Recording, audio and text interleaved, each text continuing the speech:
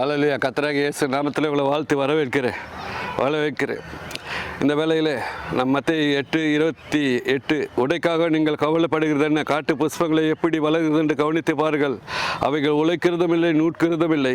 என்றாலும் சாலமோன் முதலாய் தன் சர்வ மகிமையில் அவைகள் ஒன்றை போலாகிலும் உடைத்திருந்ததில்லை என்று உங்களுக்கு சொல்லுகிறேன். சாலமோன் ராஜா அவன் உடுத்தின ஆடைகள் விலையேற பெற்றது. நம்ம பாரத பிரதமர் உடுத்துகிற ட்ரெஸ்ஸு 10 லட்சத்துலேருந்து 25 லட்சம் 30 லட்சம் வரைக்கும் இருக்கும். நீங்கள் கல்யாணத்துக்கு எடுக்கிற பட்டு புடவை 10,000லேருந்து 1 லட்சம் வரைக்கும் இருக்கும். பட்டு புடவை, பட்டு வேட்டி, பட்டு சட்டை எல்லாம் விலை கொடுத்து வாங்குகிறேன். ஆனால் அதெல்லாம் இதுக்கு நிகராகாது. இந்த மகிமைக்கு ஆதாம் ஏவாளை இழந்து போன மகிமையான ஆடை, கர்த்தராகிய இயேசுவின் ஆடையை 3 பேர் சீட்டு போட்டு 3 பேர் பங்கிட பிரித்தாக. அது தைக்காத ட்ரெஸ்ஸாக இருந்தது, அது நெய்யாத ட்ரெஸ்ஸாக இருந்தது. அதை 3 பேர் சீட்டு போட்டு குலுக்கி எடுத்துக்கொண்டாங்க. ஒரே ட்ரெஸ்ஸாக அதை பிரிக்காதபடிக்கு, அது கிழிக்காதபடிக்கு எடுத்துக்கொண்டாங்க. அப்படியாப்பட்ட மகிமை உள்ள ட்ரெஸ்ஸு. மகிமை முந்தின மகிமை காட்டில பிந்தின மகிமை பெரிதாக இருக்கும். ஜெயிக்கிறவனுக்கு எல்லாம் கொடுப்பேன்றார். ஆதாம் இழந்து போன மகிமையான அந்த மகிமை ஆடை.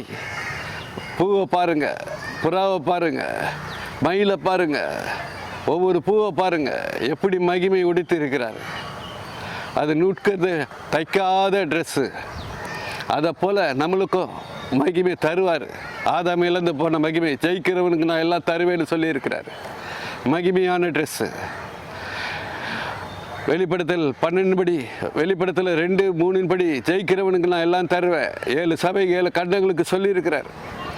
7 சபை 7 கண்ட மக்களுக்கு சொல்லிட்டார், உலகத்துக்கே சொல்லிட்டார். ஜெயிக்கிறவனுக்கு நான் எல்லாம் தருவேன், இழந்து போனதெல்லாம் திருப்பி தருவேன், ஆளுகையை தருவேன்னு சொல்லியிருக்கிறாரு.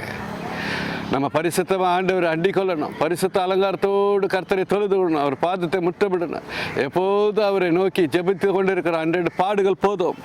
பாருங்கள், 33, 34 வாசிக்கிறேன். முதலாவது தேவனுடைய ராஜ்யத்தை அவருடைய நீதியை தேடுங்கள், அப்போது இவைகளெல்லாம் உங்களுக்கு கூட கொடுக்கப்படும். ஆகையால் நாளைக்காக கவலைப்படாதீங்க. நாளை தினம் தன்னுடையவர்களை கவலைப்படும். அந்தந்த நாளுக்கு அது பாடுகள் போதும். மரியாள் தன்னை விட்டு எடுபடாத பங்கு தெரிந்து கொண்டார். 100 பாடுகள் போதும்.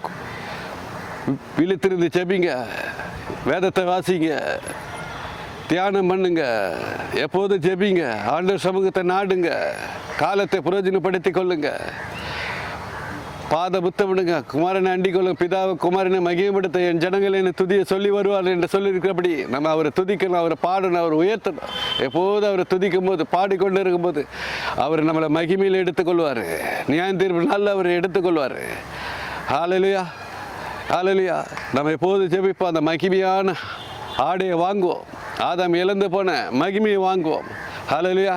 நம்ம இப்போ ஜெபிப்போம். என்ன அருமையான தகவல், இந்த அருமையான வேலையிலே சாலமோன் ராஜா கூட உடுத்திடாத அந்த ட்ரெஸ்ஸை, அந்த மகிமையை எங்களுக்கு கொடுங்க. எல்லாரும் பாவத்தை ஜெயிக்க கிருபத்தாங்க, உலகத்தை சாத்தான ஜெயிக்க கிருபத்தாங்க ராஜா. எல்லாரும் மகிமை மேல் மகிமையுடைய கிருபத்தாங்க. முந்தின மகிமை காட்டில பிந்தின மகிமை பெரிதாக இருக்குன்னு சொல்லி இருக்கபடி ஆதாம் இழந்து போன மகிமை காட்டின நீர் இப்போது கொடுக்க போகிற மகிமை பெரிதாக இருக்குன்னு விசுவாசிக்கிற ராஜா. எங்களை எல்லாரையும் உமக்குள் உங்களோட பலத்துக்குள் மறைத்து பாதுகாத்துக் கொள்ளுங்க. பொய்லொரியில் பாதுகாத்துக் கொள்ளுங்க. எல்லாவற்றிற்கும் மேலாக சாத்தானை ஜெயித்து பரலோகத்துக்கு வர கிருபத்தாங்க, மகிமை வாங்க கிருபத்தாங்க. இயேசு நாமத்தை ஜெபிக்கிறோம், ஜெபங்களில் பிதாவே, ஆமென். ஹல்லேலூயா.